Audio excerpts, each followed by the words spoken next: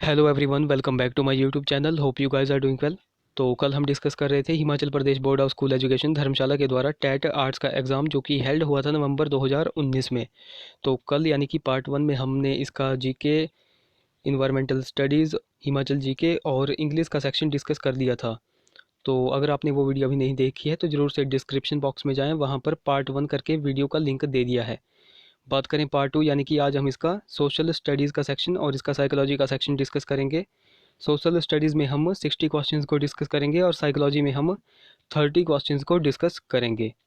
तो वीडियो को शुरू करने से पहले अगर आप वीडियो पर नए हो तो ज़रूर से हमारे चैनल लेट्स प्रिपेयर को सब्सक्राइब करें और साथ में बेल आइकन को दबाना बिल्कुल भी ना भूलें। साथ में इस वीडियो को लाइक ज़रूर करें। और हाँ गाइज़, अगर आपके पास किसी भी एग्ज़ाम की पीडीएफ होगी तो उस एग्ज़ाम का नाम और पोस्ट कोड लिखकर आप पीडीएफ को हमें मेल कर सकते हो, जिससे हम उस एग्ज़ाम को यहाँ यूट्यूब के माध्यम से डिस्कस करेंगे। हमारी ईमेल आपको इस वीडियो के डिस्क्रिप्शन में मिल जाएगी। तो चलिए शुरू करते हैं हमारे साइकोलॉजी सेक्शन के साथ। तो साइकोलॉजी सेक्शन के बाद हम इसका सोशल स्टडीज़ यानी कि जीके का सेक्शन डिस्कस करेंगे। बात करें क्वेश्चन नंबर हमारे 91 की। निम्न में से क्या कार्य एक कमज़ोर छात्र को मनोवैज्ञानिक रूप से हानि पहुंचा सकता है? तो इस क्वेश्चन का राइट ऑप्शन हो जाएगा ऑप्शन नंबर बी, किसी छात्र के अंकों की कक्षा में चर्चा करना। बात करें हमारे क्वेश्चन नंबर 2 की। तो क्वेश्चन नंबर 92 है, बालक को किस आयु तक शिशु कहा जाता है? तो उसको कहा जाता है जन्म से वाचन शुरू होने तक, option A. Next question, homeostasis शब्द किसके द्वारा दिया गया है? तो होम्योस्टेटिस शब्द जो है वो कैनन के द्वारा दिया गया है, ऑप्शन यहाँ पर बी करेक्ट हो जाएगा। बात करें अगले क्वेश्चन की। क्वेश्चन नंबर 94, शिक्षण के बारे में निम्न में से कौन सा कथन जो है वो सही है? तो यहाँ पर ऑप्शन बी करेक्ट हो जाएगा, शिक्षण से सीखा जा सकता है, ऑप्शन बी। बात करें हमारे क्वेश्चन नंबर 95 की। शैक्षणिक उपलब्धि में विविधता को लक्षित करने हेतु तो सहकारी शिक्षण प्रभावी शिक्षण पद्धति हो सकती है, ऑप्शन यहाँ पर B correct. Next question, question number 96, dyslexia संबंधित है? तो ये है पठन विकार से, ऑप्शन सी करेक्ट हो जाएगा। बात करें क्वेश्चन नंबर 97 की। मैंने अपने बचपन के दिन जो है वो कुल्लू में बिताए हैं, इसे याद करना प्रासंगिक स्मृति को दर्शाता है, ऑप्शन यहाँ पर सी करेक्ट। बात करें अगले क्वेश्चन की। किस मनोविज्ञान के द्वारा प्रथम मनोविज्ञान प्रयोगशाला स्थापित की गई? तो ये की गई विलियम बुंट के द्वारा, ऑप्शन यहाँ पर बी जो है वो करेक्ट हो जाएगा। बात करें अगले क्वेश्चन की। विवरणात्मक स्मृति संबंधित है? तो ये संबंधित है दीर्घकालिक स्मृति, ऑप्शन यहाँ पर बी करेक्ट। नेक्स्ट क्वेश्चन, बुद्धि का द्विकारक सिद्धांत प्रतिपादित किया था? तो ये किया था स्पीयरमैन ने, ऑप्शन यहाँ पर डी करेक्ट। बात करें अगले क्वेश्चन की। क्वेश्चन नंबर 101, सृजनात्मक मुख्य रूप से, तो सृजनात्मक मुख्य रूप से ऑप्शन यहाँ पर डी अपसारी चिंतन से संबंधित है। बात करें हमारे अगले क्वेश्चन की। क्वेश्चन नंबर 102, खिलौनों की आयु कौन सी अवस्था को कहा जाता है? तो ये कहा जाता है पूर्व बाल्यावस्था को, ऑप्शन यहाँ पर ए करेक्ट हो जाएगा। बात करें अगले क्वेश्चन की।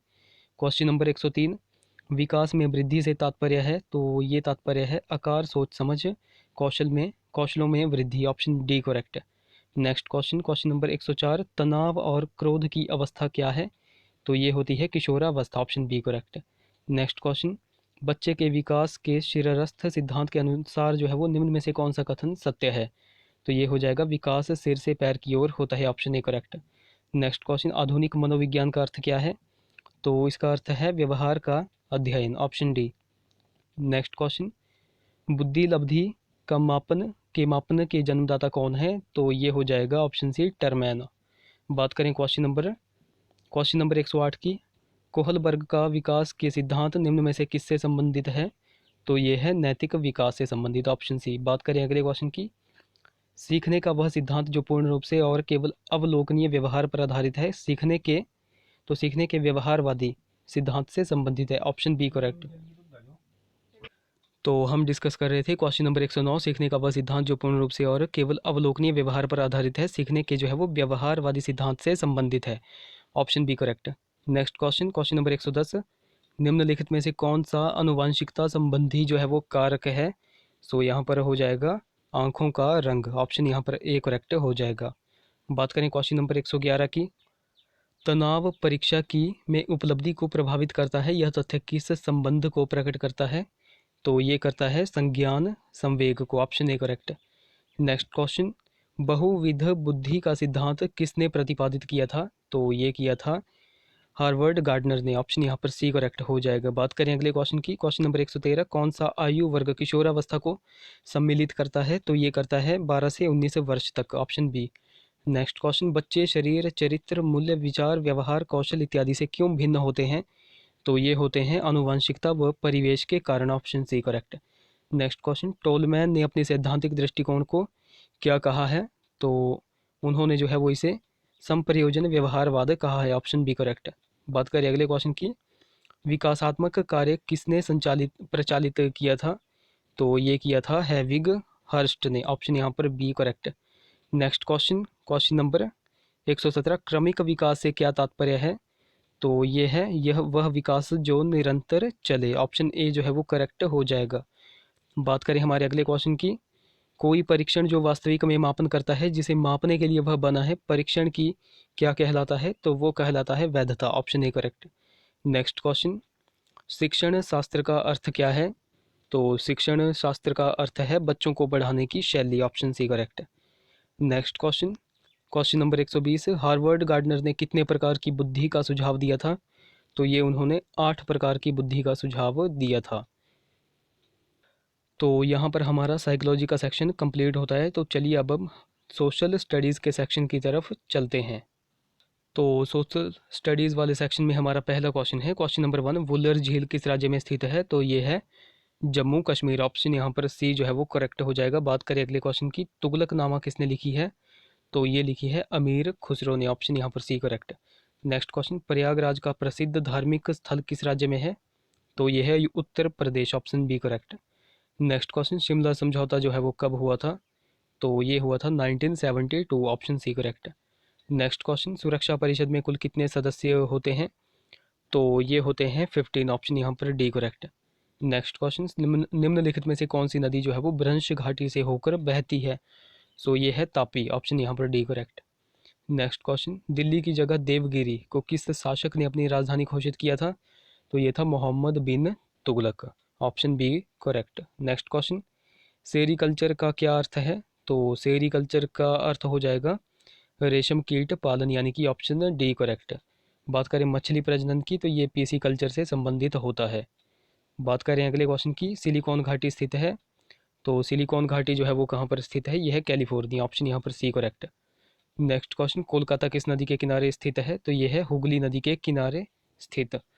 बात करें हमारे अगले क्वेश्चन की, क्वेश्चन नंबर 11, प्रथम विश्व युद्ध शुरू कब हुआ था? तो ये हुआ था ऑप्शन सी 1914, 1914 ईस्वी में। बात करें अगले क्वेश्चन की, सती प्रथा पर रोक किस वर्ष में लगाई गई थी? तो ये लगाई गई थी ऑप्शन सी 1829, यानी कि 1829 ईस्वी में। और ये विलियम बेंटिक ने लगाई थी रोक किस नियम के द्वारा? तो आपको याद रखना है नियम नियम 17 के द्वारा जो है वो इस पर रोक लगाई गई थी। ये वाला क्वेश्चन भी एग्जाम में पूछा जाता है। बात करें अगले क्वेश्चन की, क्वेश्चन नंबर 13, चौरी चौरा की घटना के बाद गांधी जी ने किस आंदोलन को समाप्त किया था? तो चौरा चौरी की घटना जो है वो कहाँ पर हुई थी? ये हुई थी गोरखपुर के चौरा चौरी स्थान पर। और कब हुई थी? ये हुई थी 5 फरवरी 1922 को।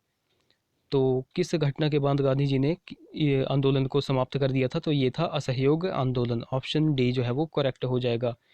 तो इस घटना के बाद 11 फरवरी को गांधी जी ने इस आंदोलन को समाप्त कर दिया था। बात करें अगले क्वेश्चन की, क्वेश्चन नंबर 14, योजना आयोग की स्थापना जो है वो कब हुई थी? तो ये हुई थी 1950, ऑप्शन बी। नेक्स्ट क्वेश्चन, दूसरी पंचवर्षीय योजना में किस क्षेत्र को प्राथमिकता दी गई थी? तो ये दी गई थी भारी उद्योग, ऑप्शन ए करेक्ट।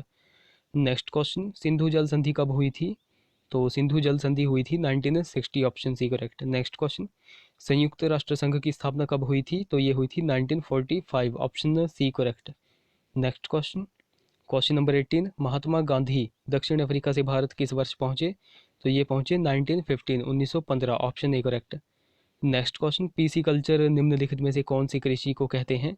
तो अभी हमने पीछे ही इसका जो है वो आंसर देख लिया था। तो इसको ये कहते हैं मत्स्य पालन, यानी कि निर्मित तालाबों और पोखरों में मत्स्य पालन, option C correct.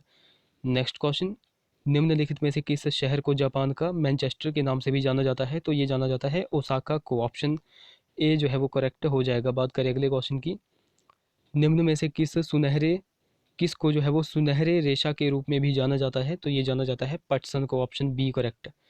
Next question, Yangtze नदी संबंधित है तो किस देश से संबंधित है, यह है चीन से, ऑप्शन यहाँ पर डी करेक्ट। नेक्स्ट क्वेश्चन, निम्न में से किसे जो है वो काला सोना कहा जाता है, तो ये कहा जाता है कोयले को, ऑप्शन ए जो है वो करेक्ट हो जाएगा। नेक्स्ट क्वेश्चन, कौन सी पर्वत श्रृंखला एशिया एवं यूरोप को अलग करती है, तो ये है Ural, option B correct. Next question, विश्व का सबसे ऊंचा जलप्रपात जो है वो कौन सा है, तो यह है एंजल जलप्रपात, option B correct. Next question, question number 26, निम्न में से कौन सी पहाड़ियाँ नर्मदा एवं ताप्ती नदियों के बीच जो है वो स्थित है, तो यह है सतपुड़ा की पहाड़ियाँ, option A correct. Next question, question number 27,